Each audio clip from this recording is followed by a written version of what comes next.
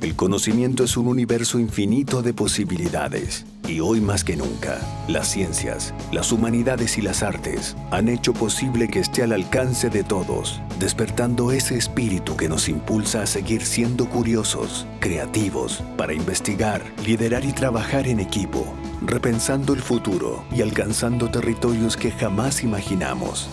Es el mismo espíritu que un día llevó a esos pioneros a derribar los límites humanos para encontrar respuestas en la cima de una montaña, en las profundidades del océano, en la inmensidad del espacio, o buscando una probabilidad en 1.000.000. Es por esto que estamos en búsqueda constante de la excelencia, comprometidos con la formación de profesionales líderes y emprendedores que trabajan cada día por mejorar la calidad de vida de las personas.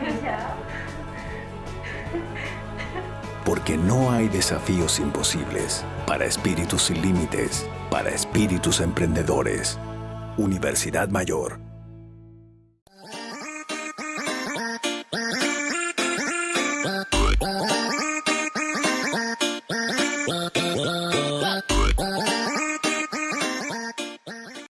Esas genialidades de día viernes que ocurren, ¿cierto? Estaba hablando sola, estaba hablándole a la nada porque no había activado el audio ya. Entonces ahora sí, como les decía, tengan todos ustedes muy buenas tardes. Fue error mío lo del audio, cosas que suceden, cosas de día viernes. Como les decía, ahora sí, con audio, chiquillos. La última clase de la semana, la clase de lenguaje y comunicación. Ya damos por iniciada, ¿cierto?, esta última patita, el último esfuerzo de la semana antes del fin de semana reparador.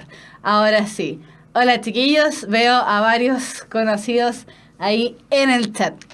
Tal como lo adelantábamos en la clase anterior, dijimos que el día de hoy ya íbamos a comenzar a ver tipos de textos. Eso es lo que dice nuestro título, ¿cierto? Ya comenzábamos a ver la parte más estructural dentro de lo que es la PSU de lenguaje. Hemos dicho varias veces, lo vamos a repetir de todas maneras porque es prudente realizarlo. Lo hemos dicho varias veces, la PSU de lenguaje dentro de su estructura no contempla en ningún tipo de pregunta elementos referidos a lo que es contenidos. Sin embargo, es necesario, ¿cierto?, para el ítem que tiene más puntaje dentro de la prueba, que decíamos en el ítem de comprensión de lectura, pues tenía 55, si no me equivoco, sí, 55 preguntas de las 80, son todas referidas a lectura de textos y comprensión de lectura. Por lo tanto, es necesario, ¿cierto?, para ir ayudándonos precisamente en este tema de la comprensión de lectura, ir revisando ciertas características de los textos, ya sean textos literarios, textos no literarios o textos de características más bien relacionadas al mundo de los medios de comunicación. ¿Por qué? Precisamente porque es lo que aparece dentro de lo que es el temario que liberó el DEMRE, este organismo que regula todo lo que es la prueba de selección universitaria, para decirnos qué es básicamente lo que va a entrar en esta PSU. Ahora bien, decíamos, ¿cierto?, que la PSU dentro de las 80 horas, perdón, de las 80 preguntas que entran, ¿cierto?, dentro de estas 2 horas y media, nosotros tenemos que contestar 80 preguntas en total. ¿Qué es lo que ocurre aquí? La PSU, decíamos, está dividida en 2 ejes. Por un lado está el eje de lo que es la escritura y por el otro lado el eje de lo que es la lectura. Entonces, desde aquí en adelante, ¿cierto?, una vez que ya revisamos el eje de escritura mediante plan de redacción y lo que es manejo de conectores, ¿cierto?, el uso de conectores, ya nos vamos directamente a lo que es comprensión de lectura. Vimos una primera parte, ¿cierto?, dentro de las primeras clases del preuniversitario, lo vimos durante marzo, vimos algunas estrategias de comprensión lectora, vimos tipos de preguntas que nos van a salir en la PSU, vimos también el reordenamiento que le estábamos proponiendo para ir ahorrando tiempo, pues son 80 preguntas dentro de 2 horas y media, por lo tanto, dentro de ese tiempo tenemos que maximizar lo más posible esta instancia. Por eso les decía, ¿cierto?, cualquier cosa, por eso lo estaba recordando, cualquier cosa, cualquier pregunta que tengan relativa sobre todo a cómo ir mejorando el tema de la comprensión de lectura, cómo aplicar estrategias dentro de este ítem, las pueden revisar dentro de las primeras clases. Las primeras, yo creo que por lo menos son las primeras 6 clases de lenguaje. Entonces, nos vamos con los tipos de textos y precisamente lo que vamos a ver en la clase del día de hoy son textos literarios y no literarios, una breve pincelada, los géneros literarios y directamente nos vamos a ir hacia lo que es la narrativa. Cuando hablamos de texto, ¿cierto? Cuando hablamos de el texto como tal, vamos a hablar de un conjunto de enunciados que mediante signos se nos permite, ¿cierto? O nos permite recibir un mensaje coherente y cohesionado según el contexto en el que éste se presente. Ahora bien, esta palabra, ¿cierto? Los enunciados nosotros ya la venimos leyendo o la hemos venido hablando desde que estamos revisando el plan de conectores o el orden de manejo de conectores. Por lo tanto, cuando hablamos de enunciados nos vamos a referir a textos de distinta extensión. Este texto, ¿cierto? Dependiendo de la finalidad comunicativa que tenga, va a depender también su intención. Y ojo acá, generalmente la intención comunicativa del emisor o del autor está presente dentro de las preguntas que se realizan en la PSU. Entonces tenemos que distinguir bien cuáles son las intenciones comunicativas de cada tipo de texto. En este caso nosotros vamos a revisar hoy lo que es el texto narrativo, el género narrativo, por lo tanto tenemos que también indicar cuál es precisamente su intención. Ahora, dentro de lo que es la PSU del lenguaje, vamos a dejar sumamente claro que los textos que aparecen, ¿cierto?, poseen más o menos distintas intenciones y distintas extensiones. ¿Por qué? Porque vamos a revisar, o dentro de la PSU entran tanto textos literarios como no literarios y de los medios de comunicación, y además, supuestamente, varían la extensión de los textos. Supuestamente, ¿por qué? Porque desde el año pasado, incluso podríamos decir que del año antepasado, los procesos anteriores, los textos se han ido alargando. Han estado apareciendo menos textos, pero los textos que están apareciendo son cada vez más largos. Vamos más o menos entre una plana a 3 planas. Son bastante densos porque tenemos que contestar varias preguntas en relación a esos textos, no solamente de comprensión de lectura, sino que también de vocabulario contextual. Entonces, ¿qué es lo que ocurre? Tenemos que tener súper claro que esto, lo hemos dicho varias veces, es un entrenamiento. Esto tenemos que ir entrenando día tras día, ¿cierto? La PSU del lenguaje, por lo mismo que decíamos en un inicio, la PSU del lenguaje no mide conocimientos, sino que mide habilidades. Y en este caso, además, por debajo, ¿cierto?, nos están midiendo también nuestra capacidad de realizar los procesos con rapidez, con eficiencia y con eficacia. En el caso entonces del texto, ¿cierto?, nosotros vamos a revisar, en este caso, lo que son los textos literarios, separado de lo que son los textos no literarios. Ambos se van a presentar en oposición, es decir, si el texto literario, ¿cierto?, como dice ahí, posee carácter mayoritariamente subjetivo, demuestra la imaginación del autor, utiliza un lenguaje principalmente connotativo y posee una finalidad estética, el texto no literario, como decimos, que se presenta en oposición, va a ser todo lo contrario. En la clase del día de hoy al menos nos vamos a centrar, y en las siguientes 2 clases también, nos vamos a centrar dentro de lo que es los textos, o dentro de lo que son los textos no literarios. Aquí tenemos que rescatar un concepto, ¿cierto?, que es necesario no solamente para este ítem, sino que también para el ítem de vocabulario contextual.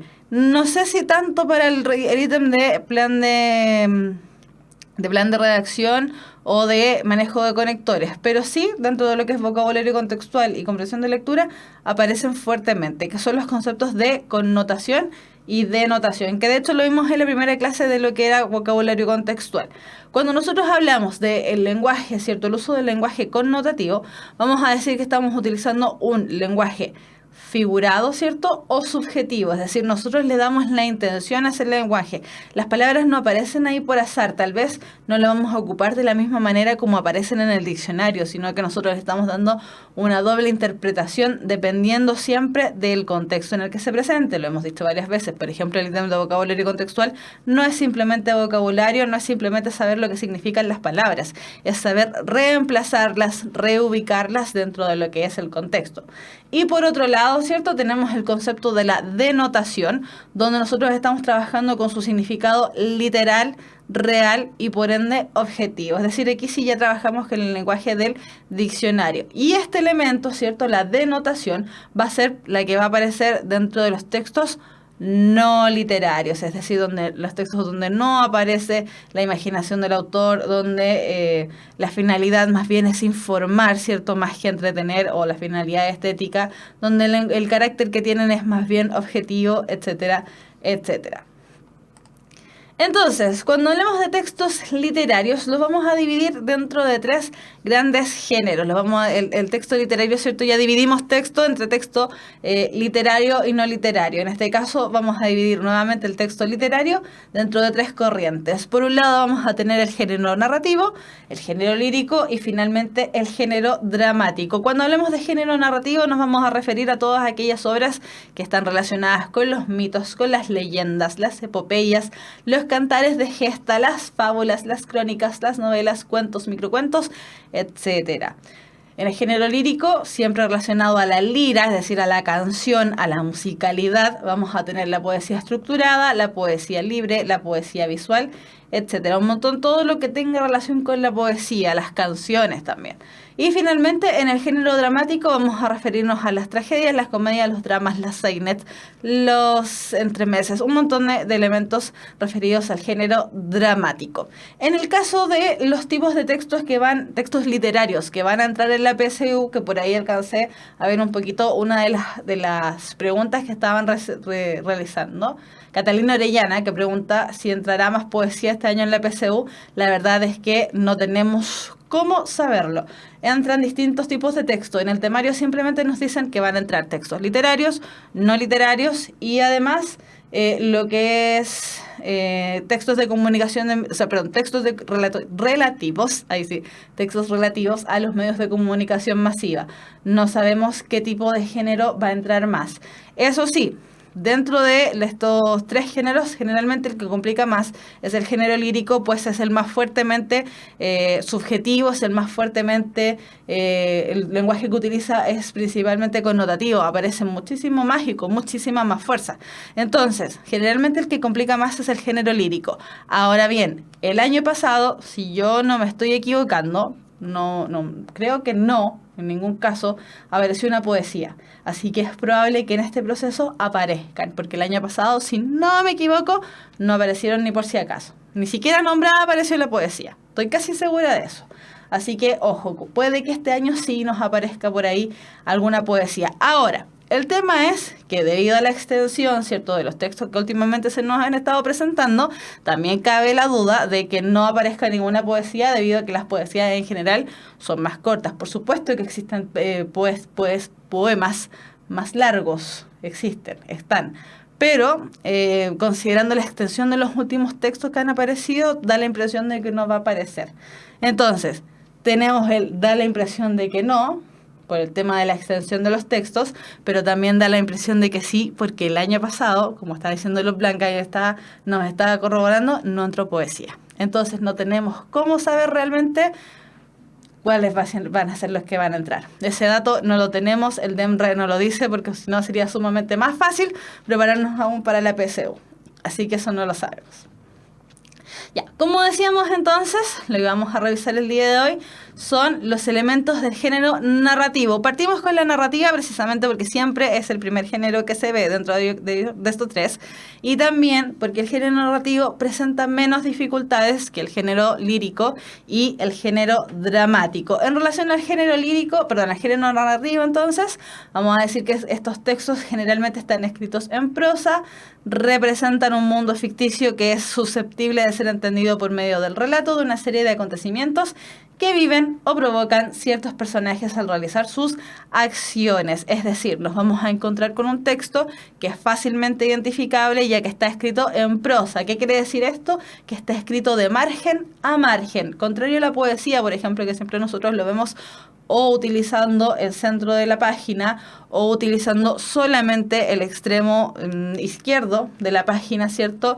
Y también revisando al ojo solamente, sin leer nada, lo que es el texto o el género dramático, también vemos cierta diferencia porque nos aparecen las acotaciones, nos aparecen los diálogos, etc. El texto narrativo se escribe en prosa, es decir, de margen a margen dentro de lo que es el espacio para escribir. El género narrativo presenta un mundo ficticio. ¿Por qué? Lo hemos dicho, me parece, en algunas otras clases. Cuando nosotros nos enfrentamos al texto, a la comprensión de lectura, tenemos que centrarnos 100% en lo que nos dice el texto, no en lo que nos dijo la abuelita o la mamá, o el tío o el primo, ¿cierto? Lo que nos dice el texto. Entonces, tenemos que comprender que en el género narrativo, si bien tal vez aparecen elementos de nuestro mundo real, por ejemplo, que se hable acerca de alguna guerra, que se hable acerca de un descubrimiento científico, no sé, igual ese elemento está mediado por la imaginación del autor, lo hemos dicho, ¿cierto? Lo dijimos hace poquito, el texto literario está mediado por la imaginación del autor, se nos presentan todo este mundo que este autor tiene dentro de su cabeza, por lo tanto, el texto narrativo, aunque presente elementos que nosotros digamos, pero si eso ocurrió así, esto todo es real, igual es ficticio.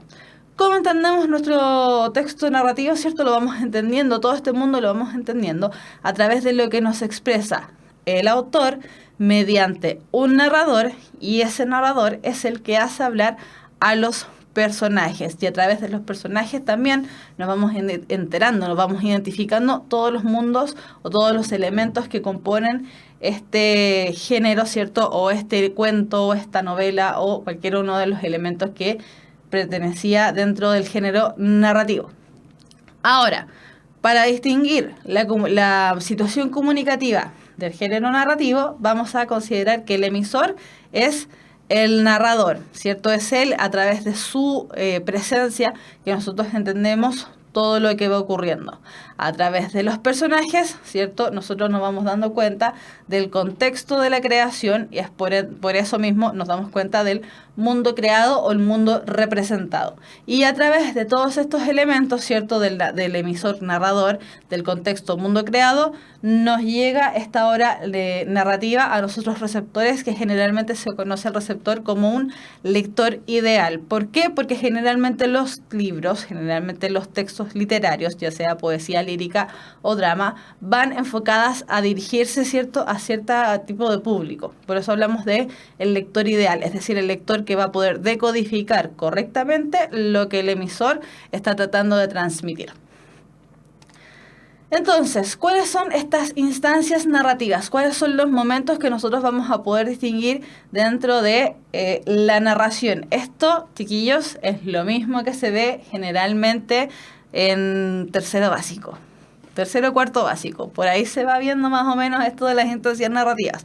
Pero lo vamos a repasar igual. Las instancias narrativas, al igual que cualquier elemento de texto, ya sea literario o no literario, da lo mismo, siguen una especie de curva de la introducción, desarrollo, clímax, desenlace. Es decir, introducción, desarrollo, conclusión. Hace una curva.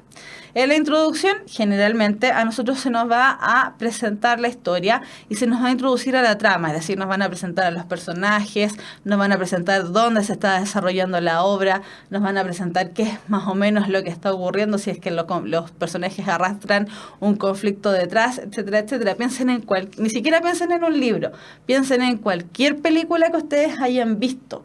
En las películas, ¿cierto? Cuando la película va empezando, generalmente nos presentan de qué se va a hablar y nos presentan a los personajes, al menos nos presentan a los personajes, y a través de eso nosotros ya vamos dilucidando, ¿cierto?, un poco hacia dónde va avanzando o progresando la información. Después, en el desarrollo, empiezan a realizarse, ¿cierto?, las acciones de la narración. Una vez que nosotros ya conocimos a los personajes, todo su entorno, qué es lo que va a ocurrir, vamos a ver, ¿cierto?, que ese personaje, para que exista este conflicto narrativo, va a tener un antagonista, y este antagonista, esta persona que está en contra del personaje principal, está en contra del protagonista, que es el que va a querer que no le funcione ninguna cosa, que es la fuerza opuesta directamente a la intención del protagonista, lo que quiere lograr, tiene un problema, ¿cierto? Y es este el problema el que tiene que solucionar. Cuando nosotros ya nos empezamos a dar cuenta todo el elemento, ¿cierto?, del desarrollo, el desarrollo va avanzando hacia un punto cúlmine, que podríamos decir es el pináculo, ¿cierto?, el punto más alto de la narración, que es el clímax. En el clímax nosotros vemos, ¿cierto?, que el conflicto llega a su máxima expresión. Nosotros ahí es cuando nos estamos comiendo las uñas o cuando nos estamos comiendo cabritas sin darnos cuenta en el cine, porque estamos tan involucrados en lo que se está diciendo, tan inmersos en lo que se está diciendo, que empezamos a comernos las uñas, estamos leyendo tal vez comernos las uñas, porque estamos viendo cómo se va a solucionar este problema. Este problema interpretado siempre por el protagonista y su fuerza antagónica, es decir, el que está contrario al sufrimiento del protagonista. Entonces, el momento del clímax, llega el momento de distensión, de calma. Ya dejé de comer cabritas, ahora ya estoy consciente de que estoy comiendo cabritas, dejé de comerme las uñas, porque dije ya basta, sí, ya leí lo terrible. Y por ende, ya en la calma, ¿cierto?, en la curva descendente, vamos a darnos cuenta que qué es lo que sucede luego de generalmente la victoria de uno de los personajes principales. Ahora, este término de victoria de uno de los personajes principales podríamos decir que es bien particular. ¿Por qué? Porque hay cierto tipo de textos, sobre todo en las tragedias griegas, donde los personajes la verdad es que no resultan victoriosos, resultan destruidos, resultan mal. Porque esto depende, ¿cierto? Este tema de la victoria depende también mucho del elemento, cómo se construye la narración, qué tipo de texto es. Nosotros estamos viendo un tipo de texto narrativo, pero estamos diciendo también, vimos varios ejemplos de textos narrativos que tenemos hartos tipos. Tenemos la fábula, el mito, el cuento, la novela, los microcuentos, tenemos hartos tipos. Dentro de esos mismos tipos, dentro de esos mismos elementos, aparece lo que es la tragedia. Perdón, voy a estornudar. No, ya no estornudé. Se aparecen dos elementos como la tragedia, ¿cierto? La ciencia ficción, el mundo cotidiano, lo onírico. Entonces también tenemos que ir un poco adentrándonos dentro de esas definiciones. Este elemento de la victoria no siempre es tan así, pero sí podemos definir el enlace como el momento en que ya la tensión se calmó. Ya no hay más tensión, todos felices para la casa o tristes para la casa, pero hasta ahí llegó. Geopolis pregunta, ¿no que el clímax era solo en la obra dramática? La obra dramática también presenta estos elementos, también presenta el clímax. En el género narrativo también lo tenemos, porque ambos, ¿cierto?, están contando cosas, están narrando cosas. El género narrativo lo cuenta a través de la participación de los personajes, el narrador, cómo se presenta todo este mundo, y en el género dramático tú lo tienes a través de la voz misma de los personajes. Ahí ya no interviene ninguna especie de narrador, pero tienen las mismas instancias narrativas, podríamos decirlo. En el otro caso se van a llamar instancias dramáticas, pero finalmente son lo mismo. Ya. Cuando hemos hablado varias veces del narrador, y hay un elemento que a nosotros nos tiene que quedar súper claro, porque a veces presenta conflictos cuando estamos tratando de resolver preguntas dentro de lo que es la comprensión de lectura de este tipo de textos, que es cuando nos preguntan por el emisor, por el autor y por el narrador. Dijimos, me voy a devolver un poquitito, dijimos que cuando hablemos del emisor del texto, vamos a hablar acerca del narrador. Ahora bien, el narrador, ¿cierto?, tenemos que diferenciarlo del autor. Dentro de lo que es el género narrativo, no podemos decir que el autor es el mismo narrador. ¿Por qué? Porque puede ser que el autor, dentro de su creación, ¿cierto?, de su creación literaria, haga que su narrador sea mujer. Y ahí hay un choque, ¿cierto?, por ejemplo, de géneros. O también puede ser que el narrador decida ponerse en el papel de un perro, de un gato, de un elefante, de una jirafa, y diga, bueno, voy a hacer cualquiera de estos animales, ¿cierto?, y no necesariamente es el mismo, sino que es el narrador. Entonces, cuando hablemos de narrador, vamos a hablar de aquella voz ficticia, de aquel ente ficticio que enuncia los sucesos, es decir, quien narra o cuenta la historia. Este narrador es una creación del autor. Eso podríamos decir que incluso podría ser una especie de alter ego, pero igual nos estamos arriesgando al presentarlo de esa manera. La mejor definición es decir que es un ente que vigila, ¿cierto?, lo que realizan los personajes. Y por eso mismo vamos a decir que el narrador generalmente cede la palabra a los otros que están contando, que están realizando las acciones, que son los personajes. Ahora bien, El narrador, ¿cierto?, se puede presentar dentro de distintos elementos, dentro de lo que es su propia participación dentro o fuera de la narración.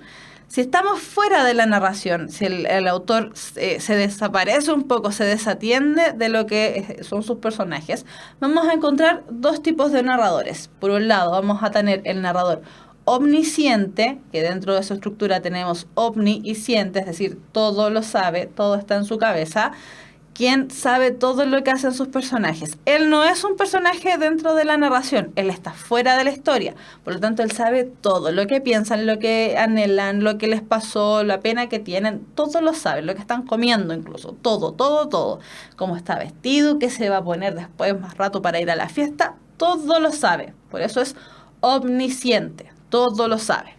Y tenemos al narrador de conocimiento relativo, que tal como lo dice el nombre, tiene un conocimiento relativo, sabe más o menos, sabe un poco, podríamos decir que sabe lo que ve, por eso dice ahí, posee una perspectiva limitada en torno a lo que narra.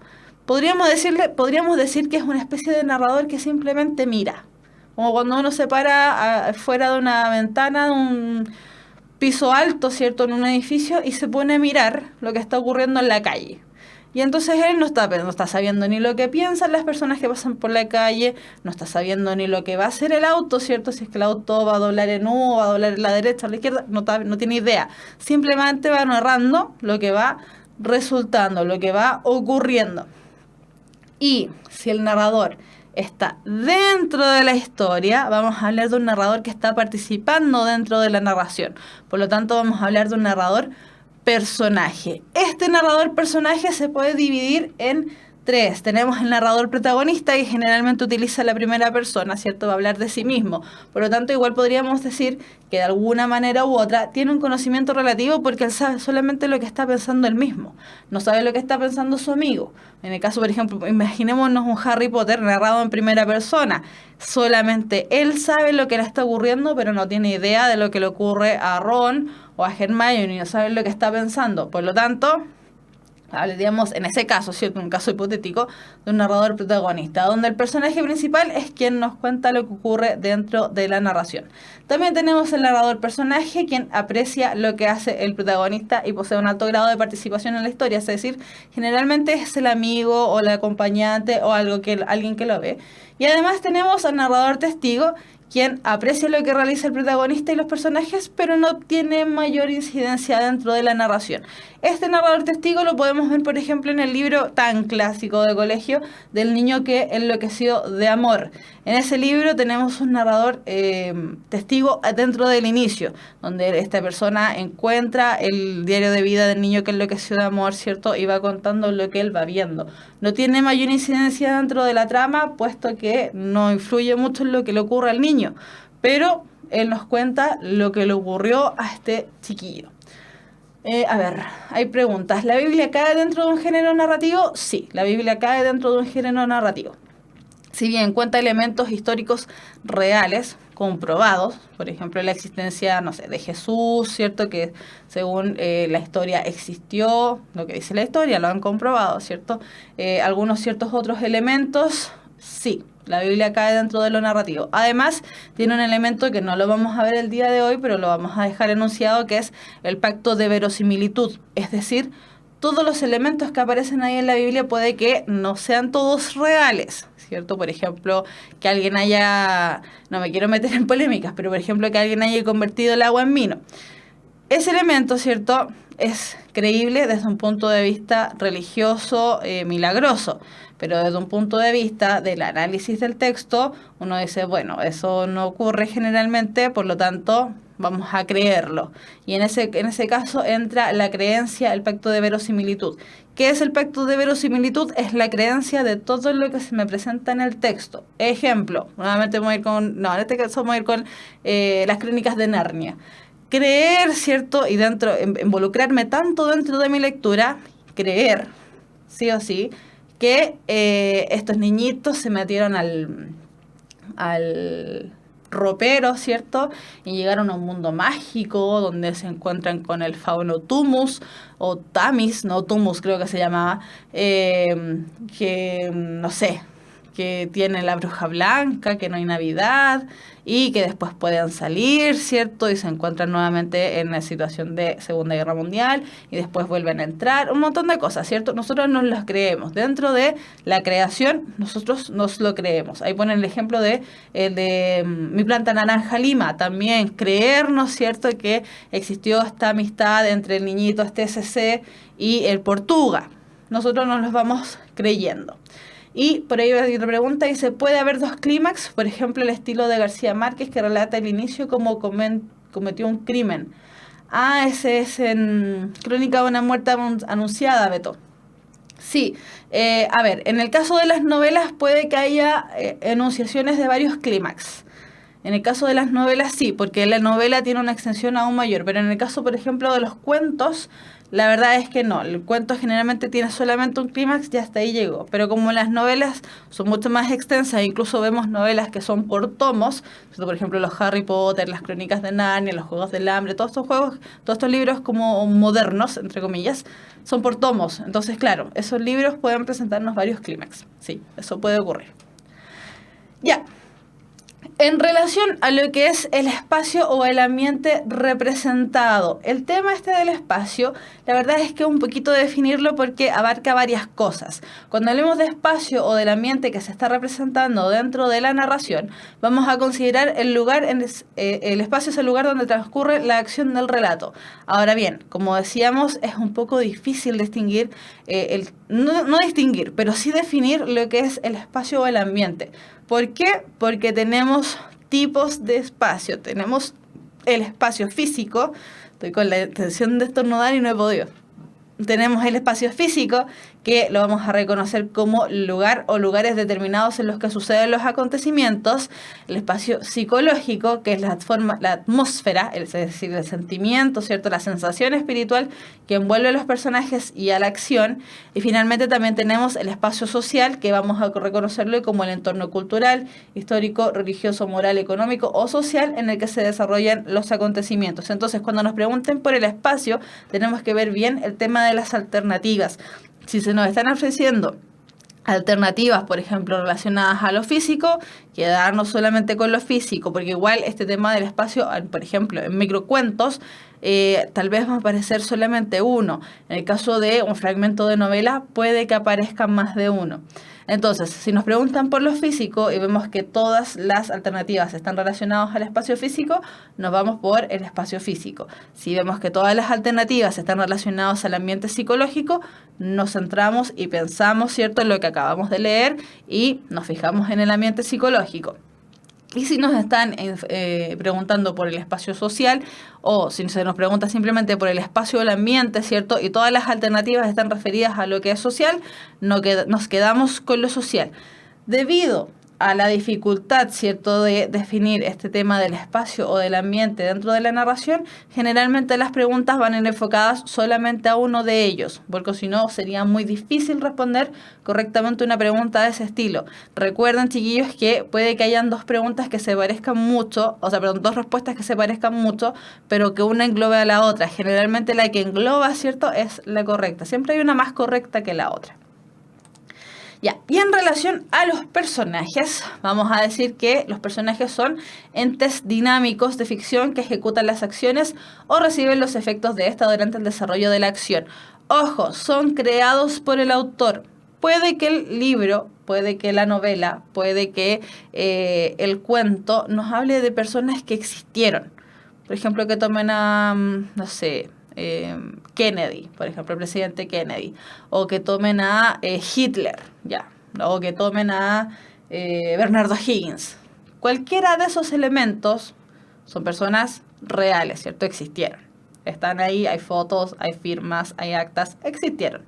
Alguien los tuvo, por lo tanto, existieron, son reales. Sin embargo, en el momento en que el autor los toma, ¿cierto?, y genera toda una historia en torno a ellos, vamos a decir que son ficticios, son creaciones del autor, es la creación libre. Recuerden siempre que el género narrativo perteneciente al texto literario, por ende, estamos enfrentándonos ante lo que es solamente la imaginación del autor.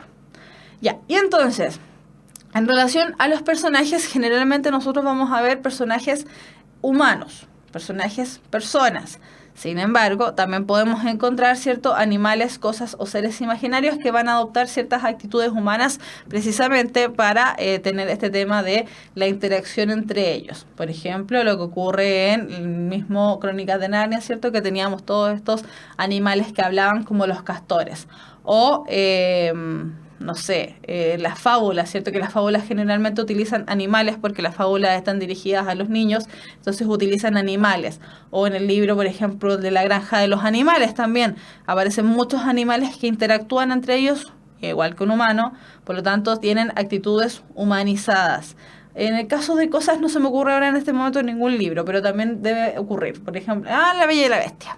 En el cuento de La Bella y la Bestia, que es un cuento real, o sea, es un cuento, no es solamente la historia de Disney, sino que es el cuento, tenemos todos estos seres inanimados que también interactúan. El ropero, Lumière, no sé, las tacitas que no me acuerdo cómo se llaman, etcétera, etcétera. Entonces, si no son personas, son elementos animados o seres animados en el caso de los animales.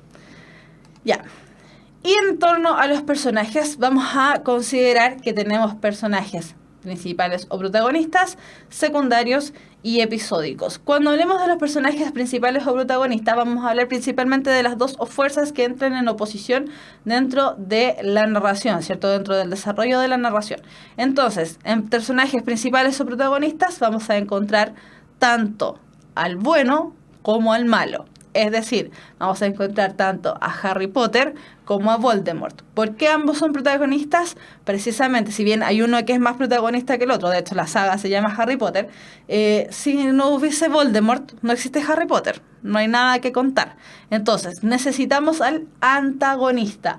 Este elemento de protagonista-antagonista tiene que ver con los sufrimientos que tiene cada uno de ellos. Por lo tanto, por eso tienen la palabra ahí agónico entre medio. Están sufriendo, son los personajes que están agonizando entre ellos. Entonces, tenemos al principal o secundario, perdón, al principal o protagonista.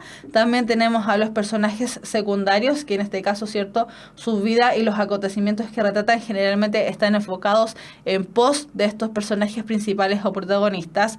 Ron, Hermione, Peter Pettigrew, los mortífagos, etcétera. Todos ellos generan elementos de apoyo para el protagonista o el antagonista. Y también finalmente tenemos dos personajes episódicos, que son aquellos personajes que aparecen, pero la verdad es que no tienen mayor relevancia dentro de la trama. Ayudan probablemente, aparece un momento en que ayudan, pero no son relevantes para toda la trama o todo el desarrollo. Están poniendo ejemplos de objetos animados. Cars, Toy Story, aviones, claro. Todos esos elementos sí, tienen que ver con cosas animadas o cosas humanizadas. Entonces, de ejemplo, ¿cierto? Dentro de los personajes que podíamos encontrar, ¿cierto? Teníamos personaje principal, secundario, episódico. Tenemos ahí a la señorita Katniss Everdeen, que sería el personaje principal dentro de lo que es los Juegos del Hambre. Podríamos decir que también personaje principal sería su opositor, ¿cierto? Este caballero que en este momento se me olvidó completamente cómo se llamaba, pero era el que dirigía todo el Capitolio. No me acuerdo cómo se llama, se me olvidó. En los personajes secundarios podríamos encontrar a Pita Mellark, ¿cierto? Que es el enamorado de Katniss, el que le ayuda a solucionar todos sus problemas. Y finalmente, como personaje episódico, tendríamos ahí a Tigris, que si no me equivoco, porque ya lo leí hace tiempo, era este personaje que ayudaba, ¿cierto?, en uno de los últimos libros, que los ayudaba a surgir, que los ayudaba dentro de cuando se están metiendo en todo el tema este de Capitolio para derrumbar edificios y no sé qué. Resulta es que Tigris parece que había sido como uno de los personajes que además, dentro del primer libro, las había ayudado dentro de su transformación de pasar del Distrito 12 a directamente a los Juegos del Hambre. Entonces, en estos elementos, ¿cierto?, nosotros vamos reconociendo personajes principales, secundarios y episódicos. Es decir, aquellos personajes que la verdad es que no tienen mucha relevancia. Ayudan bien acotadamente, pero no tienen mucha relevancia. Ahí siguen poniendo ejemplos de personajes animados. A ver, My Little Pony, el Principito, claro, el Principito, la Rosa, por ejemplo, sí, ahí en el Principito tenemos el tema de la Rosa que, claro, son personajes no necesariamente humanos, tenemos a la Rosa o al zorro o a la serpiente, ¿cierto? Pero interactúan como humanos igual, sabiendo que ellos son animales, pero igual tienen este don del habla, ¿cierto? Los Guardianes de la Galaxia, lo mismo también. El tema de los Guardianes de la Galaxia, donde aparece que parece mapache y le carga que le digan mapache o que le digan peluche, lo mismo, también ocurre lo mismo, ¿cierto? Es un personaje animado, humanizado. En el caso de los Guardianes de la Galaxia también, el Yo Soy Groot, también. Si bien no dice nada más que eso, igual tiene interacciones humanas, tiene reacciones, etcétera, etcétera. Sí, nos sirve. Entonces, en este fragmento, que es el inicio precisamente de los Juegos del Hambre, nosotros nos vamos a ir identificando, nos vamos a ir dando cuenta cómo estas instancias narrativas de las que hablábamos al inicio, ¿cierto?, aparecen. Entonces, los Juegos del Hambre, el primer libro, ¿cierto?, parte de la siguiente manera. Dice, cuando me despierto, el otro lado de la cama está frío. Estiro los dedos buscando el calor de Prim, pero no encuentro más que la vasta funda de lona del colchón. Seguro que ha tenido pesadillas y se ha metido en la cama de nuestra madre. Claro que sí, porque es el día de la cosecha. Me apoyo en un codo y me levanto un poco. En el dormitorio entra algo de luz, así que puedo verlas. Mi hermana pequeña, Prim, acurrucada a su lado, protegida por el cuerpo de mi madre, las dos con las mejillas pegadas. Mi madre parece más joven cuando duerme, agotada, aunque no tan machacada. Sentado sobre las rodillas de Prim para protegerla está el gato más feo del mundo. Prim le puso Buttercup porque, según ella, su pelaje amarillo embarrado tenía el mismo tono de aquella flor, el ranúnculo. El gato me odia, o al menos no confía en mí. Aunque han pasado ya algunos años, creo que todavía recuerdo que intenté ahogarlo en un cubo cuando Prim lo trajo a casa. Era un gatito escuálido, con la tripa hinchada por las lombrices y llenos de pulgas. Lo último que yo necesitaba era otra boca que alimentar. Entonces, en el inicio de los Juegos del Hambre ya se nos presenta a la protagonista, que es una protagonista además narradora. Ella va contando los acontecimientos que van ocurriendo. Nos presenta ya inmediatamente tres personajes. Tenemos a Prim, la mamá y el gato, que si bien es un personaje totalmente episódico y además no tiene muchas actitudes muy humanas, aparece ahí mencionado y aparece de vez en cuando dentro de la narración más adelante. Se nos presenta también el contexto donde se va a desarrollar, al menos la primera parte del libro, ¿cierto? Se nos dice que es el día de la cosecha. Hasta el momento no tenemos muy claro lo que es la cosecha, porque en esta primera instancia son recién los primeros 3 párrafos, no queda muy claro, ¿cierto? Uno podría pensar incluso que van a cosechar al campo, pero ya se nos habla acerca de una cosecha. También se nos habla acerca de lo que ocurre con Katniss, ¿cierto? Que tiene que configurarse como un elemento dentro de su familia, un elemento proveedor. Por eso dice que trató de cocinar en algún momento o que trató de acuchillar al gato porque quería comérselo, porque necesitaba, ¿cierto?, dar de comer a su familia. ¿Cómo lo sabemos eso? A través de la última parte del párrafo 3, donde dice, lo último que yo necesitaba era otra boca que alimentar. Eso inmediatamente nos dice que es ella el ente proveedor de esa familia. Entonces, estos 3 primeros párrafos de los Juegos del Hambre ya nos van enunciando un poco el tema de cómo se configura este género narrativo. Tal como preguntaban por ahí, sí, ¿es probable que exista más de un clímax? Sí, es probable. Ya. Y finalmente, la última parte relativa al género narrativo, nos vamos a centrar un poco en lo que es el microcuento. ¿Por qué? Es probable que el microcuento no aparezca dentro de la PSU como texto. ¿Por qué? Ya decíamos, ¿cierto? Si bien la PSU nos dice que nos va a entregar textos de variada extensión, es decir, tanto textos cortos como textos largos, ocurre que en los últimos años, el último año y probablemente el año anterior también, los textos fueron todos muy largos.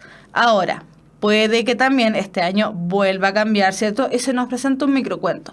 El problema de los microcuentos como parte del género narrativo es que el mundo que se está representando expone una narración muy breve. Por lo tanto, todos los espacios en blanco que podríamos decir quedan dentro de esta comprensión de lectura, ¿cierto? Tenemos que completarnos nosotros con la misma información que se nos entrega en el cuento. Por eso tenemos que prestarle mucha importancia a las acciones que realicen los personajes. ¿Por qué? Porque estas acciones van a ser precisamente las que a nosotros nos van a indicar todos aquellos vacíos que puedan quedar dentro de la lectura comprensiva. Por eso, debido a esto, ¿cierto?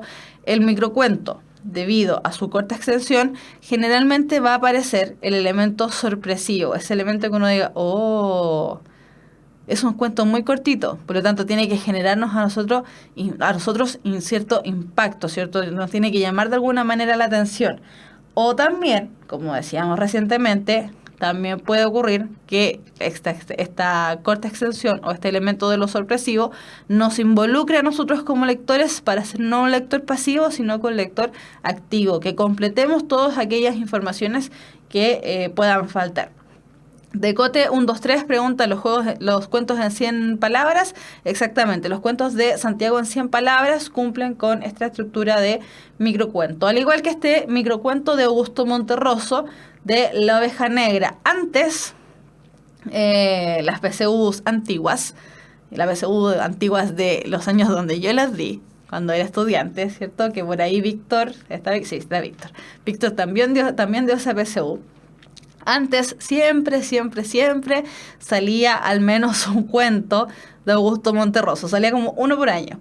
Entonces, en el cuento de Augusto Monterroso, de La Oveja Negra, aparecen estos elementos estructurales que decíamos recién. Es un texto corto, esto no es un fragmento, es así de corto el cuento. Nos vamos a dar cuenta, ¿cierto?, que aparece este elemento de lo sorpresivo para que nosotros vayamos completando información que pueda faltar. Dice así: en un lejano país existió hace muchos años una oveja negra. Fue fusilada.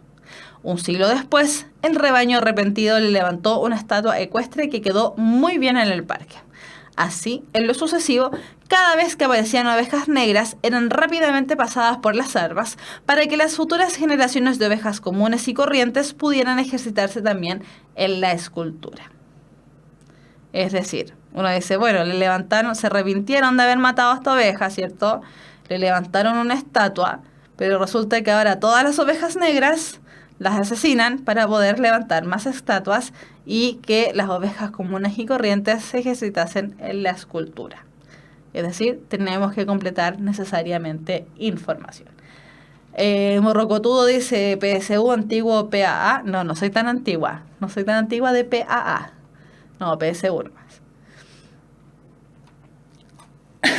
Ya, entonces, terminado este elemento, ¿cierto? Nos vamos a los ejercicios. Al ser la primera clase referida a lo que es texto narrativo, las preguntas van a estar graduadas en dificultad. Vamos a encontrar tantas preguntas textuales como preguntas de características más bien implícitas. Pero aquí, este texto que vamos a leer ahora, de la pregunta de desafío, ¿cierto?, de la Universidad Mayor, el texto que vamos a revisar es uno de los textos que aparece dentro de el ensayo liberado por el DEMRE del proceso de admisión 2018 en la parte de comprensión de lectura. Es un texto más bien extenso. Fíjense las diapositivas que tuvimos que utilizar para poder presentar el texto.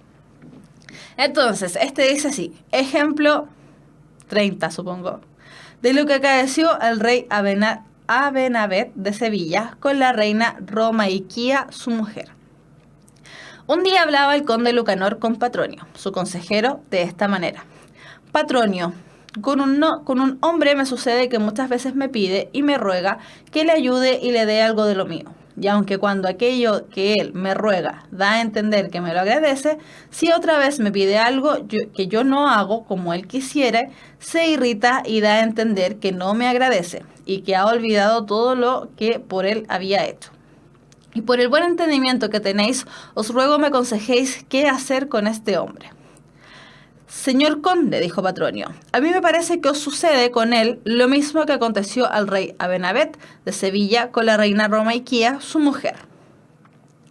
El conde le preguntó cómo había sido aquello. Señor conde Lucanor, dijo Patronio, el rey Amenábet de Sevilla estaba casado con Romaiquía y la amaba mucho, más que a todo en el mundo. Ella era una buena mujer, pero tenía un defecto, y era que a veces se enojaba caprichosamente. Y acaeció que un día, estando en Córdoba, el mes de febrero, cayó una nevada.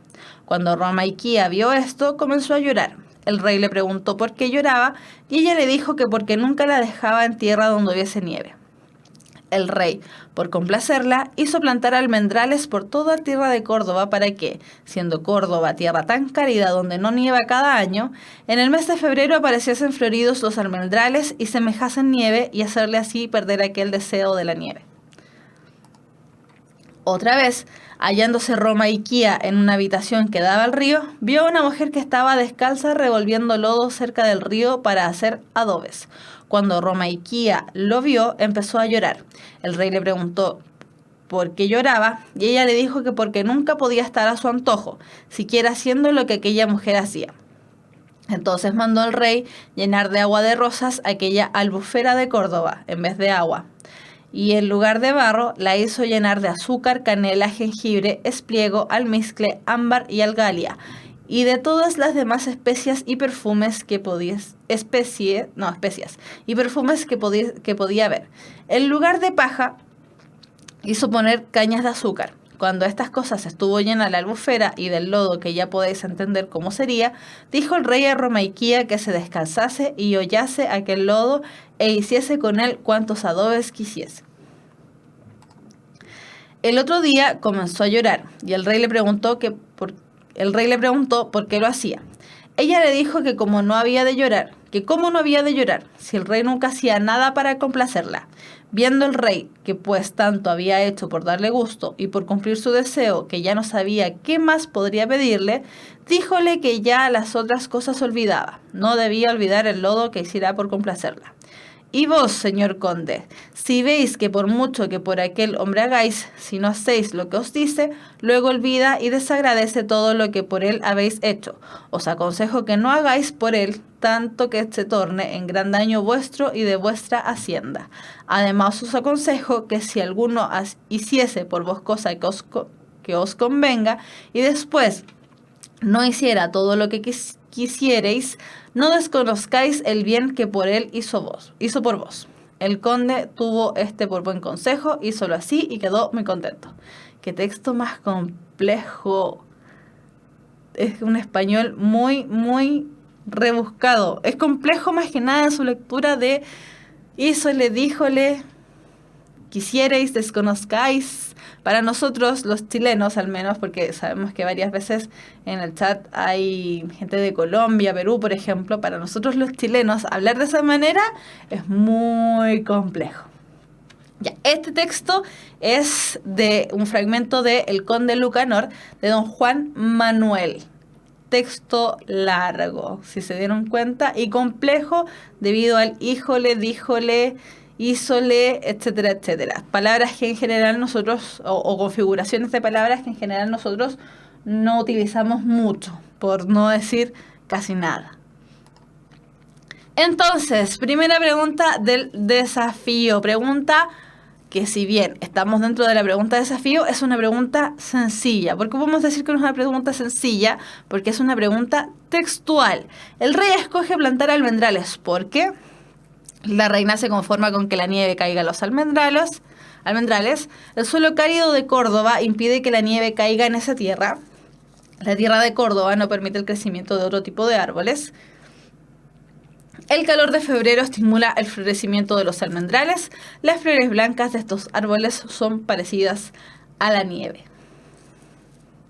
Ya, la mayoría, nos vamos a ir un poquito más rápido con esta pregunta porque evidentemente es una pregunta de dificultad fácil, ¿cierto? Y es precisamente la que ustedes están proponiendo ahí. Es la alternativa correcta, es la alternativa E. ¿Por qué estamos diciendo que es una pregunta fácil?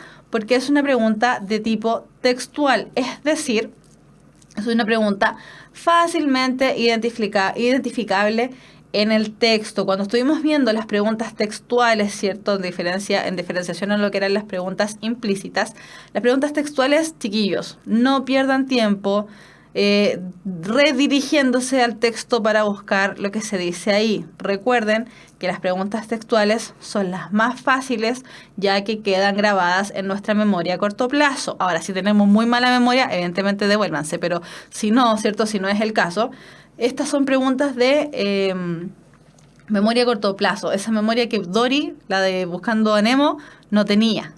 Nosotros la tenemos, por lo tanto, ejercitémosla. Este tipo de preguntas son fáciles, están en la memoria. El problema que presentan es que son pocas las que aparecen de este tipo en la PSU. Son fáciles, pero por ende, como son tan fáciles, son pocas las que aparecen así. Pero hay al menos una o dos relativas a cada texto que nos vaya a aparecer. Al menos una de tipo textual sí o sí aparece. Y ese es puntaje regalado, chiquillos. No nos podemos equivocar en este tipo de preguntas. Después, ¿cuál de las siguientes opciones contiene una inferencia válida para los párrafos quinto y sexto del relato anterior? Nos vamos a devolver para identificar cuál es el párrafo quinto y sexto. Fíjense que los textos de la PSU y de los ensayos que ustedes puedan realizar generalmente vienen, al menos los que tienen más de 3 párrafos, aparecen con sus números anteriores, debido a que aparecen preguntas de índole, en este caso, de inferencia local, donde se nos preguntan directamente por uno de los párrafos o por 2, en este caso, de los párrafos. El párrafo quinto y sexto dice: Señor conde Lucanor, dijo Patronio, el rey de Abenavet de Sevilla estaba casado con Romaiquía y la amaba mucho, más que a todo en el mundo. Ella era muy buena mujer, pero tenía un defecto y era que a veces se antojaba caprichosamente. Y acaeció que un día, estando en Córdoba en el mes de febrero, cayó una nevada. Cuando Romaiquía vio esto, comenzó a llorar. El rey le preguntó por qué lloraba y ella le dijo que porque nunca la dejaba en tierra donde no hubiese nieve. 6. El rey, por complacerla, hizo plantar almendrales por toda la tierra de Córdoba para que, siendo Córdoba tierra tan cálida donde no nieva cada año, en el mes de febrero apareciesen floridos los almendrales y semejasen nieve, y hacerle así perder aquel deseo de la nieve. Entonces, se nos pregunta: ¿cuál de las siguientes opciones contiene una inferencia válida para los párrafos quinto y sexto del relato anterior? Recordemos que esto de inferir, ¿cierto?, no tiene que ver con adivinar. La inferencia es la habilidad que nosotros trabajamos cada vez que completamos información que no necesariamente aparece en el texto, pero la damos por entendida. Entonces, A. Abenavet tenía consejeros que le decían cómo actuar con la reina Romaiquía. B. En Córdoba, durante el mes de febrero, están en pleno invierno. C. Sevilla y Córdoba eran territorios enemigos del conde Lucanor.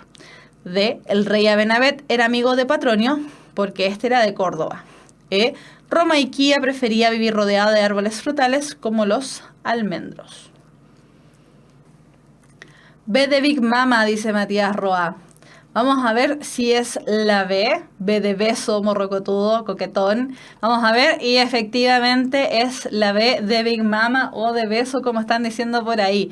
Efectivamente se dice, ¿cierto?, que en el mes de febrero, cuando florezcan los árboles, bla, bla, bla, bla, van...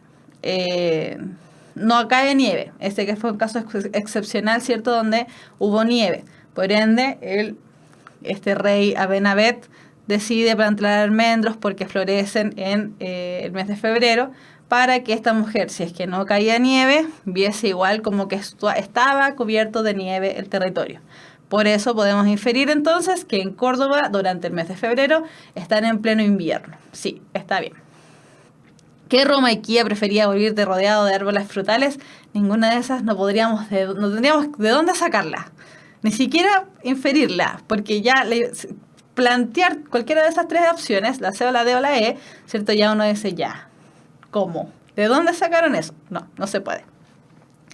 Ya, y finalmente, la última preguntita, que me voy a desaparecer nuevamente porque no se alcanza a ver. Entonces, la última pregunta dice así: Patronio narra lo que acaeció al rey Abenavet con el fin de... Fíjense cómo están estructuradas las preguntas, las alternativas. Introducir, mediante un relato, el consejo que pretende proporcionarle al conde Lucanor. Ilustrar, a través de una historia paralela, lo que acontece a Lucanor y la enseñanza que debe desprender del caso. Cuestionar, utilizando un recurso didáctico, las acciones y decisiones que ha asumido el conde Lucanor. Ejemplificar con una narración novedosa las desdichas que padecen las personas que son como los reyes de Sevilla. Resumir, por medio de una alegoría, las dudas y cuestionamientos que se plantea el conde Lucanor. Fíjense cómo están estructuradas las alternativas de esta pregunta. Todas las alternativas están presentando un verbo, ¿cierto? Y además lo están presentando en infinitivo, es decir, nos están presentando un objetivo en torno a lo que perseguía Petronio al contar la historia de el rey Abenavet. Entonces, todas nos dicen introducir, ilustrar, cuestionar, ejemplificar o resumir.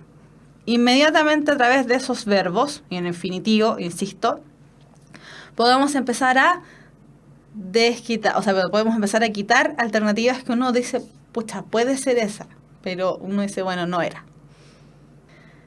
Vamos a ver entonces, tenemos introducir, mediante un relato el consejo que pretende proporcionar al conde Lucanor, ilustrar a través de una historia paralela lo que acontece a Lucanor y la enseñanza que debe desprender del caso, cuestionar utilizando un recurso didáctico las acciones y decisiones que ha asumido el conde Lucanor, ejemplificar con una narración novedosa las desdichas que padecen las personas que son como los reyes de Sevilla, resumir por medio de una alegoría las dudas y cuestionamientos que se plantea el conde Lucanor. Varios está diciendo que es la letra B. Vamos a ver si es la letra B.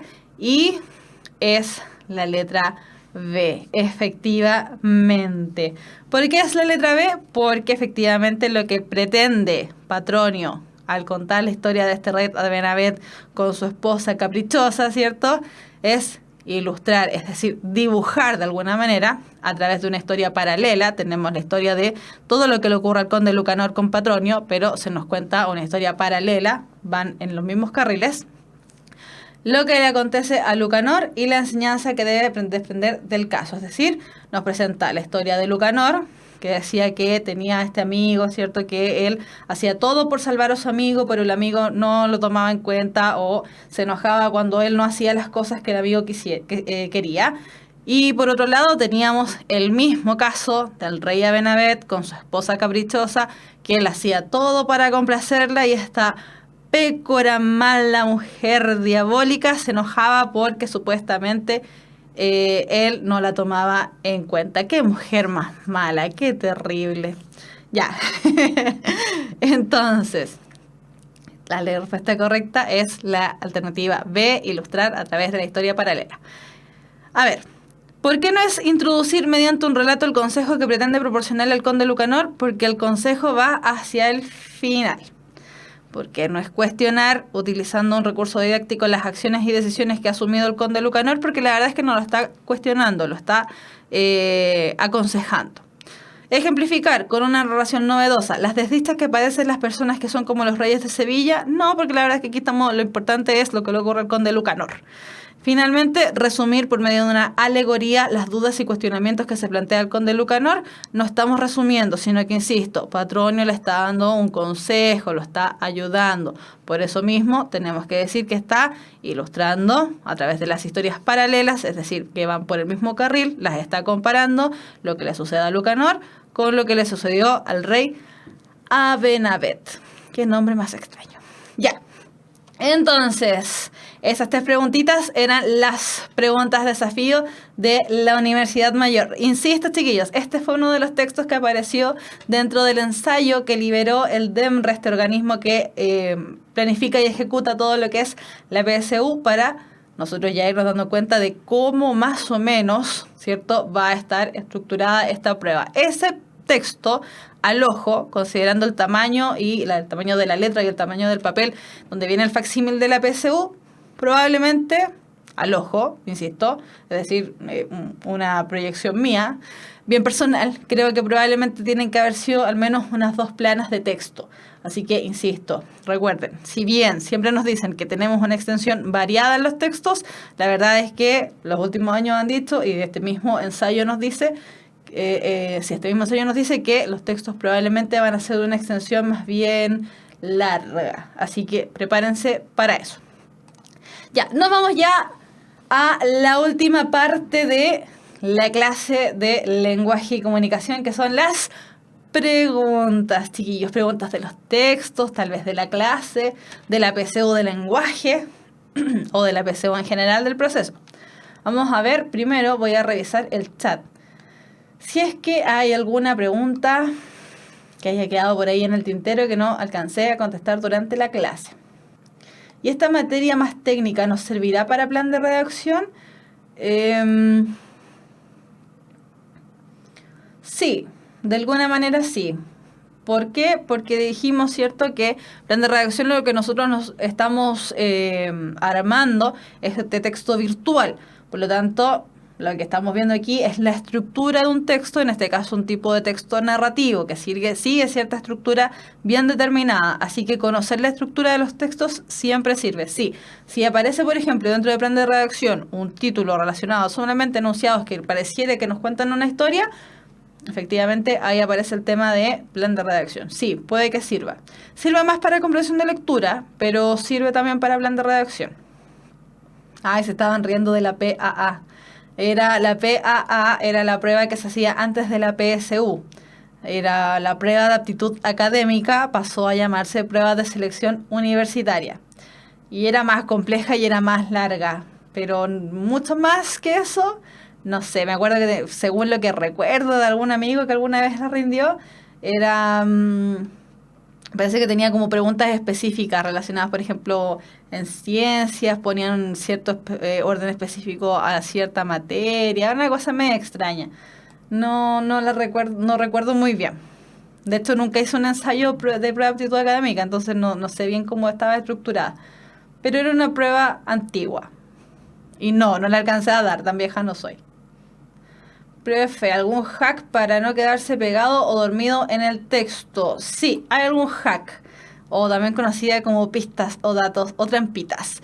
En la trampita para no quedarse pegado o dormido durante la parte de la comprensión de lectura dentro de los textos, precisamente decíamos en la clase número 6, y lo hemos repetido varias clases también, vimos un reordenamiento de la PSU.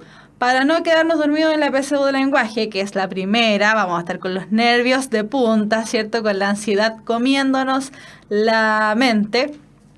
La PSU de lenguaje, dijimos, es la primera PSU, es la que se da a las 9 de la mañana, ¿cierto? Estamos con todos los nervios, con todas las cosas, etcétera, etcétera. Entonces, ¿qué es lo que vamos a hacer para que no nos dé sueño? Primero, considerar que tenemos algo a nuestro favor, que es precisamente el horario.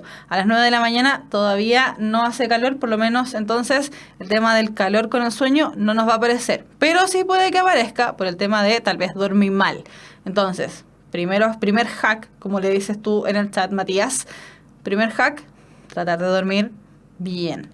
Segundo hack, dar la PSU de lenguaje, abrir, ¿cierto?, el facsímil y dirigirte inmediatamente a la parte de comprensión de lectura. No la dejes para el final. Nosotros hemos dicho varias veces, ojalá no lo hagan en el orden que se presenta la prueba, sino que se vayan a la parte de comprensión de lectura al tiro.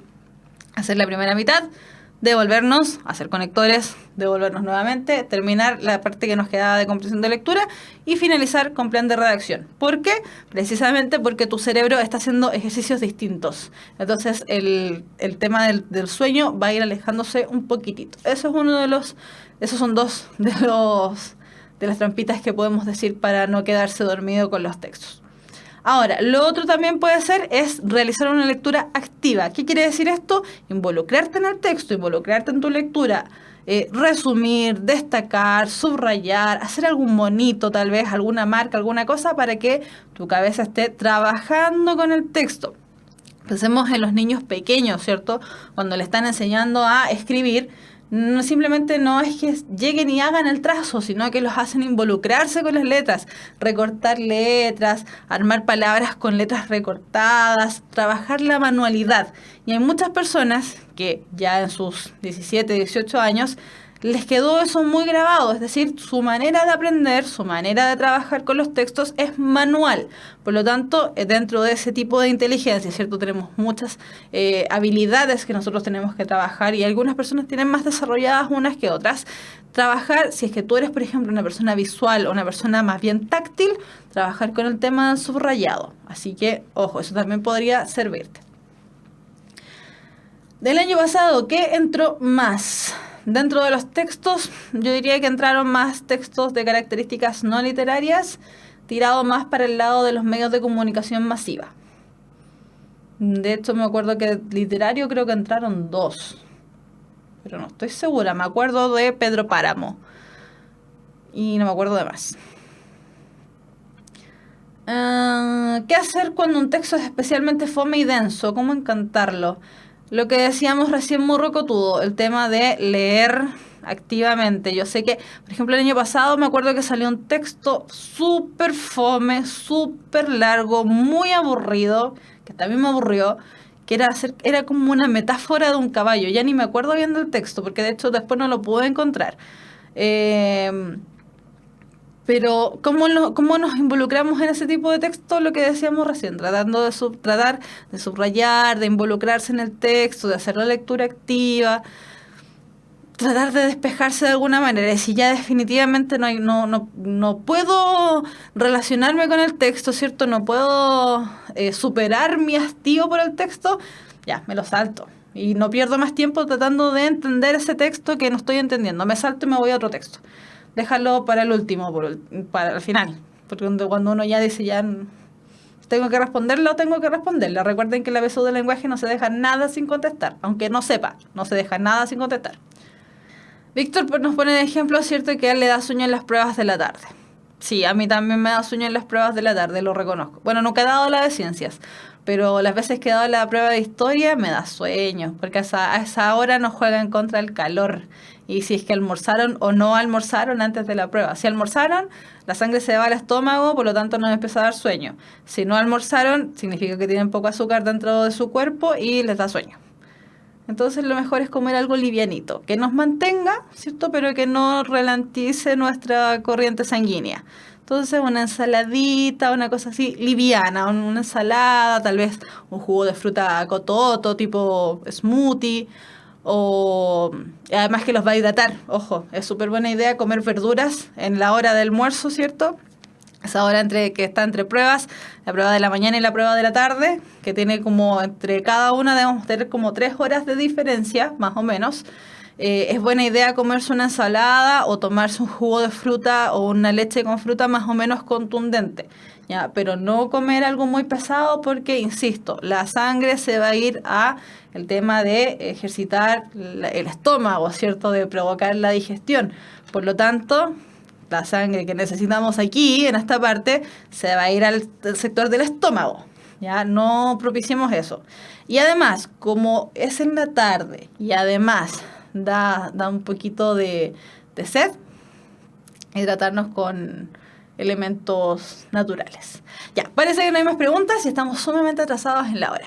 Nos vamos entonces, chiquillos. La próxima clase, día viernes a las 5 de la tarde. La próxima clase vamos a trabajar lo que son los textos literarios. Así que aquellos que les complica un poco este texto literario, cómo interpretar el texto literario, que es un texto, la verdad es que complejo debido a las características bien especiales que tiene, vamos a verlo el próximo viernes a las 5 de la tarde. Chiquillos, que tengan un maravilloso fin de semana. Nuevamente reiteramos nuestro llamado, ¿cierto?, a la calma en todo lo que está ocurriendo en la zona norte de nuestro continente. La gente que tiene tal vez familiares allá, mucha fuerza, mucho ánimo. Lo que está ocurriendo es bien pesado, sobre todo nosotros los chilenos que sabemos lo que son los terremotos de esa magnitud. Así que mucha fuerza y mucho ánimo para aquellos que tienen familia dentro de esos sectores. Chiquillos, que estén muy bien, que tengan un fin de semana relajado y descansado. Nos vemos el próximo viernes. Chao, chao.